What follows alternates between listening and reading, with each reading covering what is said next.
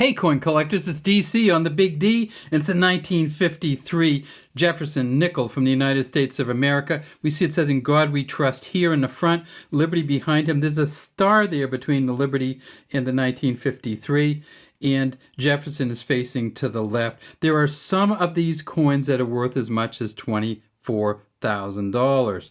This is not one of them. When you want to look at a Jefferson nickel and find out if it's worth a lot, you need to flip it over, look on the back, and look for steps here.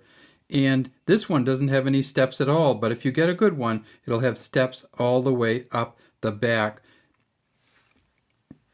This is Monticello on the back, Jefferson's home. And if you're looking for a mint mark on a 1953, you look right over here. E pluribus unum at the top, United States of America at the bottom, 5 cents here with the S on the end, and Monticello. So let's look at these and see which ones are worth the most, what they look like, what are the other mint marks, and let's talk a little bit about where this coin came from and where it went to. All right, so this one right here, because we didn't see a mint mark on the back, that means it's from Philadelphia. Philadelphia made two kinds of coins. They made the proof coins, which this isn't one because it'd be much shinier than this, of course. And then they made the regular circulating or business strike coins, of which this is one. They made 47 million regular strike coins. The best one they found so far is a Full Steps Mint State 66, and that's worth over $7,000. So if you can find this one with the steps on it, you could be talking about huge bucks. Minimum, you'd probably be talking about $300 to $500 if it had all the steps on it. But if you get one in really, really excellent condition, it could be worth much more than that. What do the steps look like? Well, here's one, and this is actually a proof coin from 1960, so this is not going to be a 53 proof coin, but if you do get steps, it's going to look exactly like this. And see how these steps go all the way across through there. And let's change this light up a little bit, and if you tip it just right, you can see that there are 5 steps on there.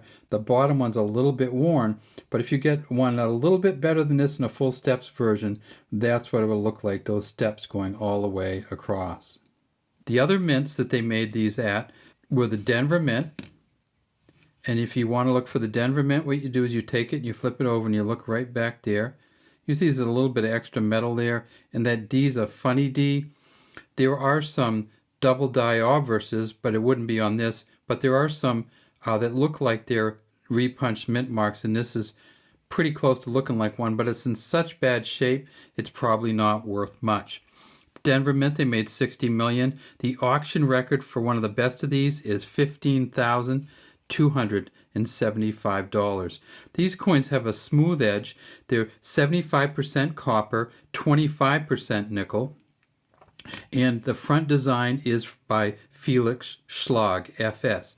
Now, if you look at the modern nickels, you know that we have the FS right on them. In 1966, for some reason, they decided to take the FS and put it on the coin where it hadn't been. When it first came out in 1938, it did not have an FS on it, but in 1966 they put the FS on it, and the modern coins have the FS for Felix Schlag on them. Let's see if this one has any steps on it. No. Again, this is a much better condition coin, but the steps are the first thing that go when the dies wear out. Now there's also 2 different inverted D varieties where they actually put the D's on upside down. Again, we don't have that one.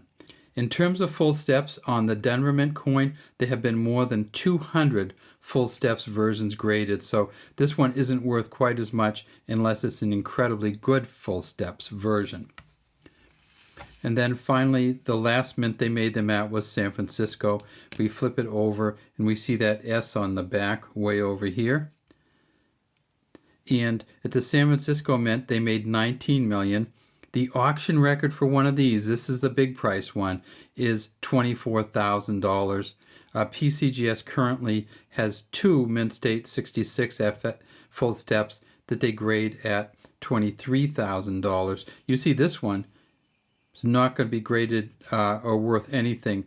This one's going to be worth $1 or less. It's just all worn out. This is the hardest full steps to find of any of the U.S. nickels before 1960. You just can't find the full steps on these. Less than 30, I think, have been graded so far. Now, sometimes when people look at these, they say, hey, wait a second, are these the ones with the silver in them? And they're not. As we said, they're the 75% copper, 25% nickel. But they did make some silver ones, but they only made them from 1942 to 1945. And you can see these just have a different kind of style and texture. If you're ever looking for a silver one, look up above Monticello, and that's where the mint marks are on the silver ones. They don't put them on the side. They put it up on the top, and it's this big mint mark. It'll be a P, a D, or an S, and that means you have a silver one. Now, 1953 was the next to the last year that they made these coins at the San Francisco Mint. 1954, they made the last San Francisco Mint circulating coins for the nickels. In 1953, they also made a penny, and here's a 53D penny. And remember, 1953, the pennies had the wheat ears on the back still. We didn't have the Lincoln Memorial reverse, and we certainly didn't have the shield reverse, which we have these days. So they made the nickel, the penny. They made a dime in 1953, and this one is a kind of a beat-up looking dime, but this might have a little bit more value because it looks like one of the 1953 dimes that had the double punch mint mark on it. It looks like this is either a D or over a D or an S over a D. It's not going to be hugely valuable, but it might be worth a couple bucks because the mint marks are on the back for the dimes too, and this one could be very valuable if it was in a little bit better shape. But even in this shape, it's worth a couple bucks just in silver value alone. 1953, they also made the quarters. Here's the Washington quarter.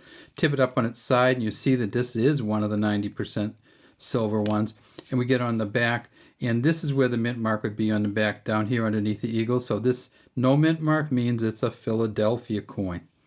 And finally, in 1953, they made the Franklin half.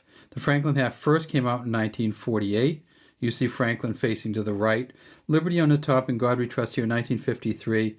And we do have JRS down there, and that's John Sinek's initials. And John Sinek was actually the same person who designed the dime. And we see the JS on this one is John Sinek, but on the half they had a little more space and they put John R. Sinek on there.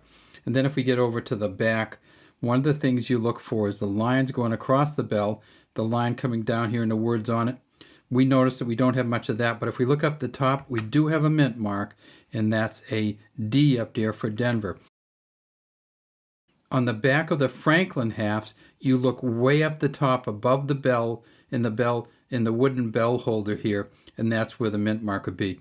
United States of America, E Pluribus Unum here, we have the eagle here, and then it says $50 at the bottom, and you do have a bell ringer there. And then again, if you tip this one up, we didn't talk about the quarter, but the quarter's worth over $5 in silver, and at this point, the Franklin half is worth over $11 in silver. So if you're looking for these coins, the silver ones are obviously going to be worth the most. P, D, and S ones are going to be worth a lot if they're in really good shape. But there's one other coin that came out in 1953, and that's another one without a mint mark on it, and that's the proof coins. They only made 128,000 proof coins in 1953. So if you can get a proof set from 1953, you have lots and lots of money.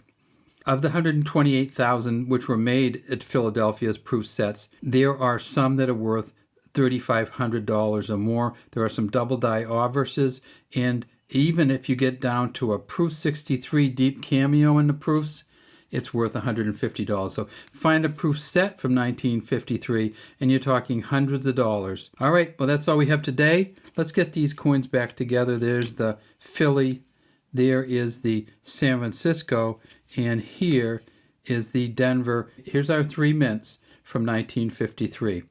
Love to have you subscribe to the Big D Coin channel and leave any comments you have in the comment section.